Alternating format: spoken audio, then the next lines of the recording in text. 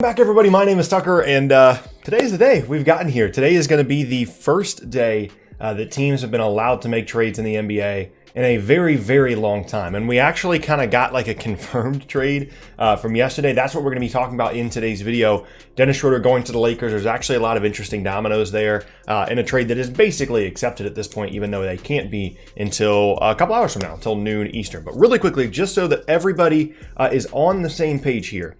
The plan for today, and literally as I'm recording this, the Nets just traded for some random wing from the Pistons for a player and a pick. So it's already happening. So the plan for today is there's this video this morning, right? That I'm going to stream at 11 a.m. Eastern time, twitch.tv/Spolo_team. I'm getting on at 11 a.m. and there will be a trade recap of whatever happens this evening at some point this evening on this channel. And beyond that, if something absolutely ridiculous happens, like if James Harden goes to the Nets at like 9 p.m. tonight, you might see a third video as well. But that is the plan for today, just so that we're all on the same page. I'm going to throw out the regular intro so that everybody knows what's going on.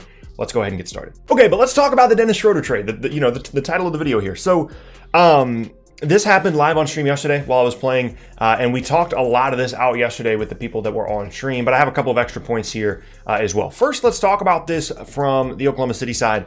Then we'll go to LA. So for OKC, it's pretty clear that at this point, they're just trying to get assets for their players. They're going in a different direction. They want to basically make their team cheaper after what was a surprising run last year. That's why Billy Donovan is no longer the coach. And that's why one of the reasons, at least, that someone like Dennis Schroder got traded and someone like Chris Paul will probably be traded within the next 2 weeks here. And the actual terms of the deal here, if you didn't see what it was, is Schroder to the Lakers in exchange for Danny Green and what I believe is like the 28th pick in the draft, the Lakers first round pick here. So it's a late first round pick.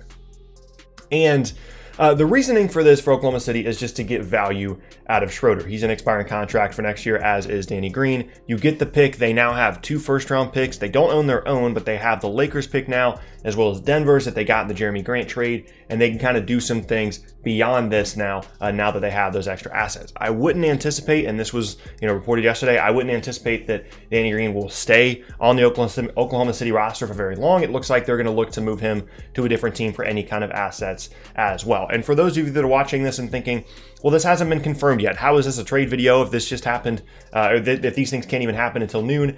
Woj used it was like the 2018 NBA draft. He used the language of, the Blazers are zeroing in on Anthony Simons with the 24th pick or whatever. He used that language of like, this is happening. It just can't happen yet. By the way, he used the exact same language with the tweet notification that I got at the beginning of this video. So that's why we're talking about it as if it's basically already happened, because it's basically already happened. So for Oklahoma City, I don't think that this is all that significant of a deal on the surface, but moving forward now with what I think is the 25th and the 28th pick, they can use those two to potentially move up in the draft. They can flip Danny Green for maybe a couple of seconds or something to a team that wants a little bit of shooting on their roster. But interestingly, someone pointed this out during stream yesterday, having these extra picks could help them facilitate a Chris Paul trade, because when you think about it, some of the rumors that were swirling around Chris Paul were that he was going to go to Phoenix in exchange for like Ricky Rubio, Kelly Oubre, and the 10th pick in the draft. And one of the problems with that was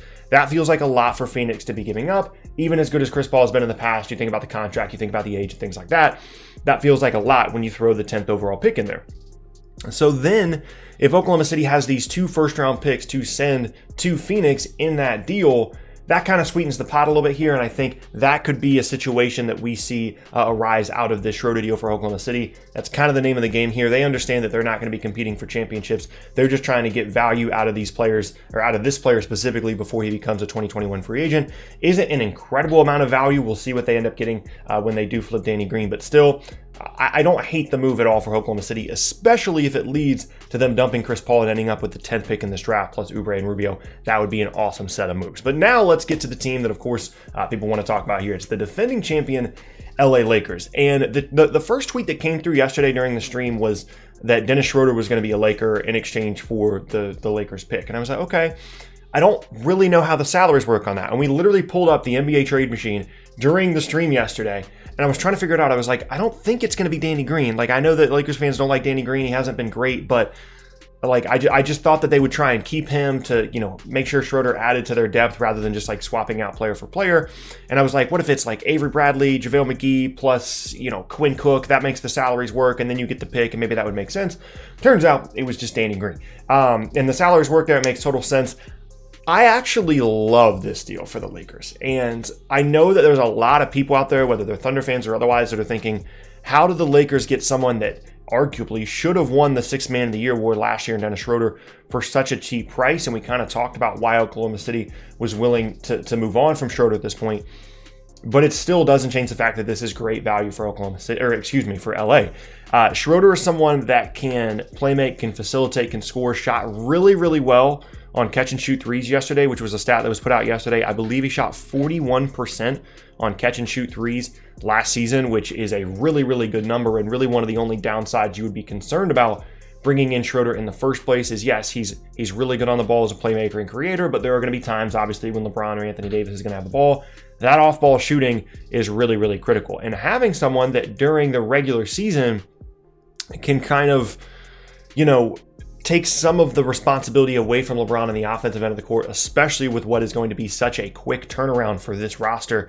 Having Dennis Schroder, someone that can facilitate offense on the perimeter, is something that, quite frankly, this roster didn't have outside of a little bit of Rajon Rondo stuff in the postseason last year. So having another facilitator, having another creator in exchange for a guy in Danny Green that Lakers fans do not like at all and just didn't have a great season from a shooting perspective last year, and a pick that realistically wasn't going to help them that much this year anyway, is great, great value and a really, really good fit. Now, moving forward for both of these teams, I would expect that neither of these teams are done making moves. I think a Kyle Kuzma trade is certainly in play for the Lakers. If there's a team that for some reason is interested in Kyle Kuzma, that's kind of the last piece left on the chessboard for this team because of their draft pick situation. Even this pick was a little bit difficult for them to move, and there might be a weird timeline issue where this takes a little bit longer to come together than normal because of just, they owe so many future picks and things like that. They might have to select the player for for Oklahoma City and then send them to the Thunder. But there is still one more, piece on the chessboard here for the Lakers if they do want to move Kuzma. And then for Oklahoma City, I already talked about how having these two late first-round picks could allow them to facilitate a Chris Paul trade or simply move up into this draft, move up into the top 20 if there's a prospect that they really like. Maybe there's a team in the top 20 that wants to save a little bit of money, and so they'll take the two picks later on rather than the one higher-paid rookie towards the middle of that. What is happening? Okay, sorry, another tweet notification came up. It's just another random Nets second-round pick thing notification from Woj. I got distracted. But point being, I like the trade for the Lakers. I can see why it makes sense for Oklahoma City, and I think that once other moves are made here by the Thunder, people will understand a little bit more and be a little bit more forgiving of the position that Oklahoma City has put themselves in with this Schroder trade, because if they do turn it into something else down the road, I think it makes way more sense. Realistically, Dennis Schroder is worth more than this just based off of his play last year, but you also have to keep in mind that the NBA draft is 2 days from now, right? And free agency is 4 days from now. This isn't a situation really where these teams can afford to just shop around these players and look at offers for a week and a half.